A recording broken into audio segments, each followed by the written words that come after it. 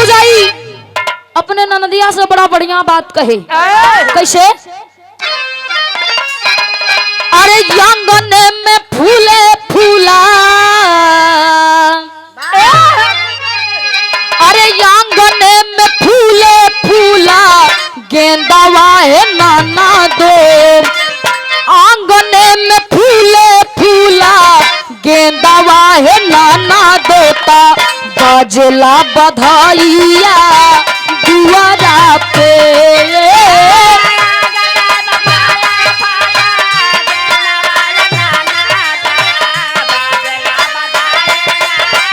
क्या बात है?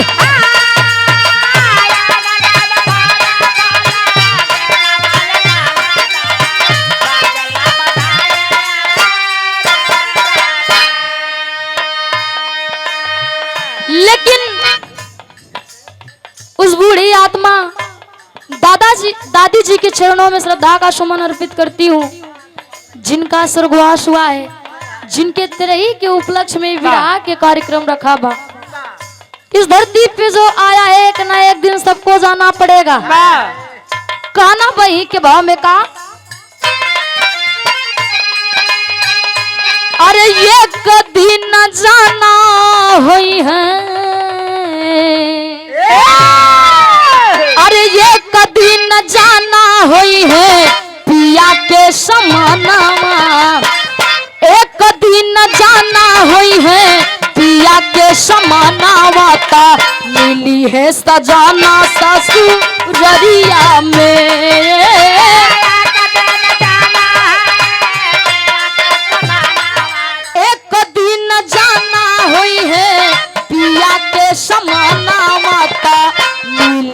सजाना ससुररिया में।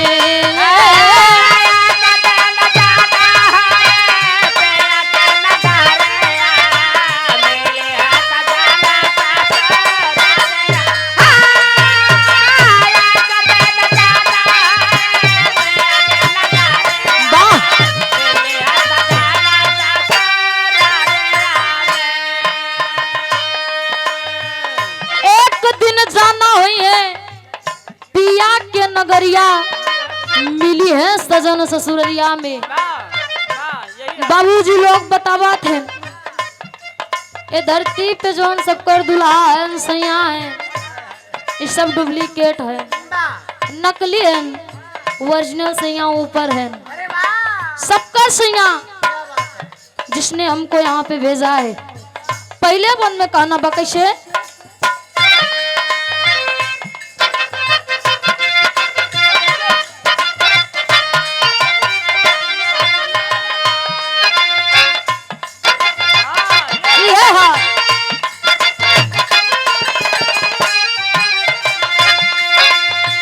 हारे हारे बादशाह के डोलिया सजाई है। हारे हारे क्या बात है? डोलिया सजाई है।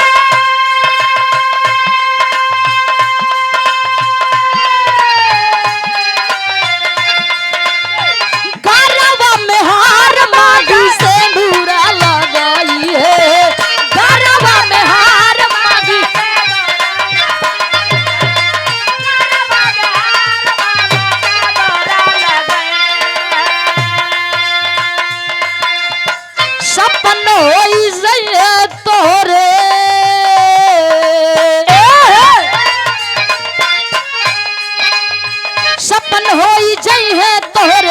नैहर के नगरिया सपन होई जई है तोहरे, नैहर के नगरिया ता मिली है सजाना ससुररिया में।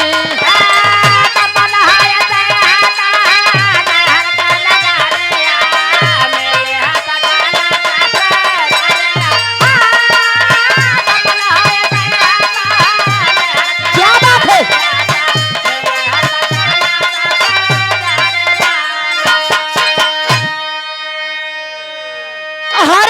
बसवा में डोलिया सजाई है, गरवा में हार मांगी सिंदूरा लगाई है। बाबूजी जब एक लड़की के ब्याह होता पहले के जमाना में डोली रहा, आह, डोली में भी 4 कहार लागत रहे। आह, जब वह लड़की के अंतिम संस्कार के तैयारी होत ह, बा, उहो में 4 कहार लगा थे। बा, लकड़ी डोली के बा, और अर्थी भी लकड़ी के। बा, बाबूजी से कहा गवा कि ओरिजिनल सैया ऊपर है। बा, अगले बन में कहना बहुत का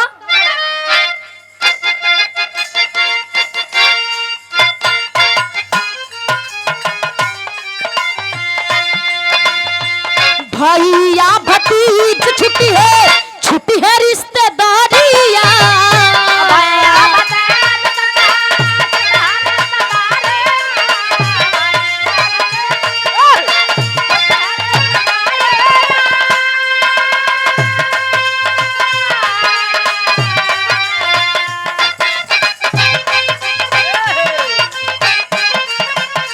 दुआरा जगतिया में होई है ना दीदारिया, दुआरा जगतिया में होई है ना दीदारिया, दुआरा जगतिया में होई है ना दीदारिया।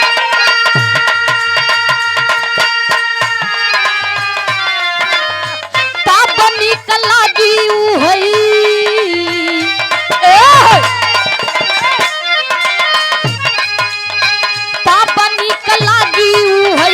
लाली रंग चुनरिया, ताबा निकल लागी ऊ हई लाली रंग चुनरिया। ता मिली है सजाना ससुररिया।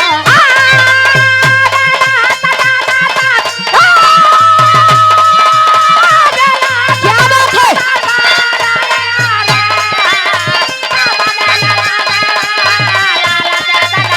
जिया से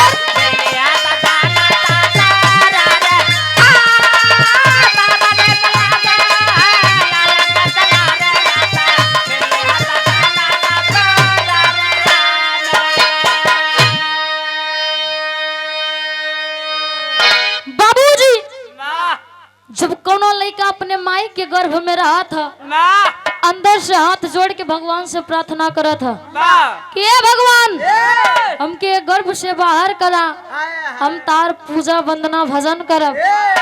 लेकिन बाबूजी जब लड़का के जन्म होता, आप लोग सुने होंगे लड़का रोआ था, कहाँ कहाँ कहाँ कहाँ कह रहे कि तार पूजा वंदना भजन करब। ये माया के बाजार में आए के भुलाए जाते हैं। दुनिया भर के रिश्ता जुड़ जाता कि हमार पापा है, ये हमार मम्मी है, ये हमार बुआ है। दुनिया भर के तमाम रिश्ता जुड़ जाता, लेकिन भगवान के भूल जाते हैं। ये माया के बाजार में एकदम मोहित हो जाते हैं। बाबूजी भगवान के याद कब आवा था? लास्ट में। तब मुंह से निकला था हरे राम, हर शब्द पे भैया भतीज छुट्टियां रिश्तेदारिया, अब दुआरा जगतिया में होई है ना दीदरिया। आज हम लोग बिरहा गावा थी, लेकिन क्यों के पता नहीं बा के कब का हो जाए। हाँ, आज है कल ना है, कब भैया? कुल दिन एक बराबर नहीं होते। जैसे ये 5 उंगली है, 5 उंगली बराबर नहीं बा, वैसे दिन भी बराबर नहीं होते। बराबर हो जाए तो कम न करी। आगे कहना बा कैसे?